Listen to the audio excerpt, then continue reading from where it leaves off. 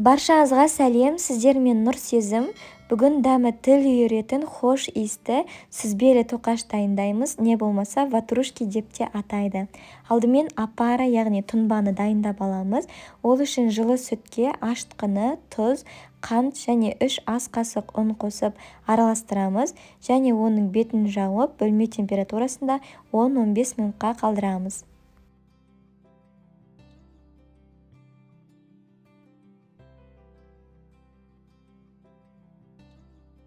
15 минуттан кейін тұнбамыз осылай көтеріледі.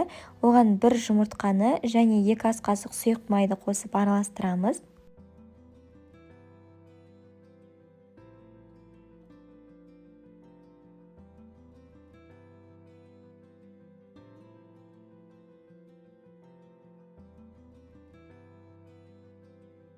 Соңында ұнды аз-аздан қоса отырып, жұмсақ қамыр илейтін боламыз.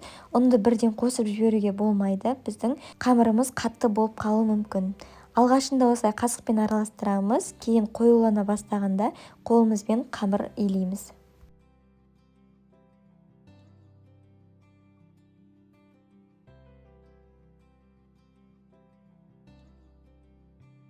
Қамыр осындай жұмсақ болу керек, қолға кішкене ғана жабысады. Сол үшін сұйық май жағып жібереміз және қамырдың бетін жауып 1 сағатқа жылы жерге көтерілу үшін қалдырамыз.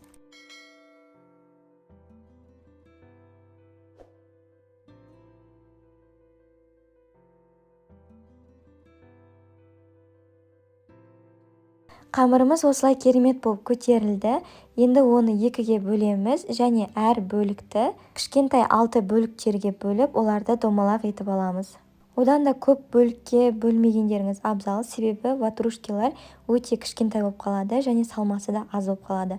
Сондықтан әр бөлікті 6 кішкентай бөліктерге бөлген дұрыс. Одан кейін противенге араларын алшақ қылып орналастырамыз, себебі пісу барысында олар көлемі үлкейеді және жайылып пісетін болады. Қамырдың бетін пищевой пленкамен жауып 15 минутқа қалдырамыз. Сол аралықта салмасын дайындаймыз. Ол үшін сүзбеге 2 ас қасық қант, 2 ас қасық қаймақ, 1 жұмыртқаның сарысы, ванилин қосып, барлығын бір келкі болғанша араластырамыз.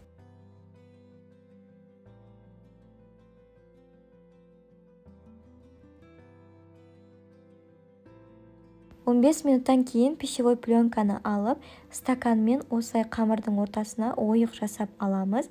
Стаканның түбін міндетті түрде ұнға аунатып аламыз, себебі ол қамырға жабысып қалуы мүмкін. 1 ас қасықтан немесе кішкене көбірек алып, салмасын салып шығамыз. Жұмыртқаның сарысымен 1 ас қасық сүтті араластырып аламыз және оны ватрушкидің шеттеріне жағып шығатын боламыз. Ватрушкиларды қызып тұрған пеште 180 градуста 25-30 минутта пісіріп аламыз. Піскеннен кейін ыстықтай күйінде дастарханға ұсынуға болады. Не болмаса суығанын күтіп, бетіне сахарный пудра сеуіп ұсынсаңыз да өте дәмді болып шығады. Жасап көріңіздер, сіздерге балаларыңызға ұнайтынына сенімдімін. Және видеоны соңына дейін көрген болсаңыз, каналға тіркеліп, лайк басып, комментарий қалдыруды ұмытпаңыз. Баршаңызға ас болсын.